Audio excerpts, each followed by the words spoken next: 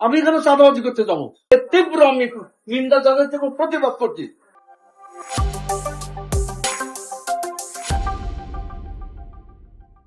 Principal মহোদয়কে বললাম যে স্যার, আমাদের সামনে 4-5 তারিখে তাফসীর কোরআন মাহফিল হবে, সেই উপলক্ষে আপনাকে একটা ইনভাইট করতে আসছি। আশা করি আমাদের এই তাফসীর কোরআনে আপনার সার্বিক সহযোগিতা করবেন। আমাকে প্রশ্ন করলেন যে সার্বিক সহযোগিতা কি করব। তা বললেন যে আপনার স্টাফের সঙ্গে আপনি ওই মাহফিলে উপস্থিত থাকলে আমরা কৃতজ্ঞ হব এবং আমরা ধন্য হব। আর দ্বিতীয়ত হলো এই কলেজ গ্রাউন্ডটা আমরা 2 রাত্রির জন্য চাই। কি জন্য? ওখানে আমরা গ্যারেজ রাখি, মুসল্লিবৃন্দ মোটরসাইকেলে আসলে ওখানে আমরা নিরাপদ ভাবে রেখে দিই। এই কথা বলার সঙ্গে উনি আমার খামটা নিয়ে আমাকে বললো যে হ্যাঁ, আমি খুব খুশি হলাম আপনার এই আমন্ত্রণে। এগুলো আমাকে মুসাফির করতেই ওই মহিলা তির্যক ভাবে একেবারে বলে ওঠে, হ্যাঁ আপনার কার হুকুমে আপনারা এই প্রিন্সিপালের রুমে ঢুকছেন? কার পারমিশনে? আমার পারমিশন নিয়েছে আমার বাবার কলেজ, এটা আপনি কখনই ঢুকতে পারেন না। আমি বলি যে এটা কি কথা বলো তুমি? আমার মেয়ের মতো আমি, আমাকে চাচা বলে ডাকো। আর প্রিন্সিপাল কথা বলছে না, তুমি কেন কথা বলছো? তুমি কে? তখন বলছে আপনি জানেন না আমি কে? তখন আমি তো জানি যে তুমি এই মেয়ে একটা, এই কলেজে তোমার কি র্যাঙ্ক, কি করো তা তো আমি জানি না।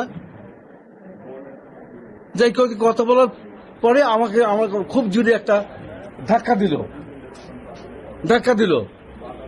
তখন এসদার এই ছেলেটা ওই মেয়েকে বললো যে একটা সম্মানী লোক, বয়োবৃদ্ধ লোক, তোমার বাপের বয়সে, তাকে তুমি ধাক্কা দিলে কেন? ওই দৌড়ে এসে তাকে তাস করে 2 গালে চড় মারি দিল। তার এই আচরণ দেখে জয়নাল আবেদিন বলল অসম্ভব ব্যাপার, তুমি যাকে তাকে মারতেছ কেন? ওকে ধরে পিটালো। আদের এমন যাকে কথা বলছে সেই পিটাচ্ছে।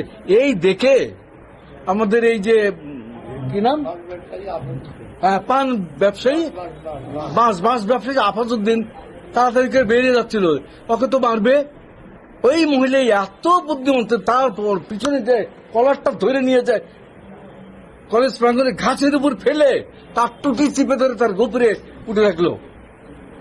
হ্যাঁ, তারপরে সেখান থেকে আর একটু ওকে রিকভারি করলে আবার পুনরায় ধরলো, পাখার উপরে ফেলে এই দেখেন হাত সব খাম করে ফেলেছে। এতই তার তেজ, এমন অবস্থায় মুখে অস্থির ভাষায় গালাগালি। এই ঘটনাটা ভিডিও করতেছিল আমার এই ভাতিজা হলো জয়নাল। আর এই ভিডিও দেখে ওই যায় জয়নালের কলার ধরে একেবারে নাস্তে নাবদ করার চেষ্টা করলে মুকুল আরো অনেকে তাকে রক্ষা করে। এই হলো তার আচরণ, এত উগ্র। আমরা মার খেয়েছি কিন্তু তার গায়ে কখনো স্পর্শ করিনি আমরা।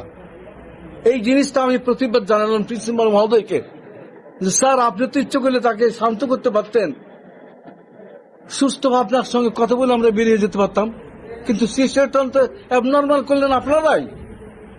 What is this? আমাদের সরকারি কলেজ, আমাদের প্রতিষ্ঠান, আমাদের প্রিন্সিপাল, আমরা এই এখানকার সব দেখভাল করি, আর আমাদেরকে এভাবে অপমান করলেন, এটা কি ঠিক হলো?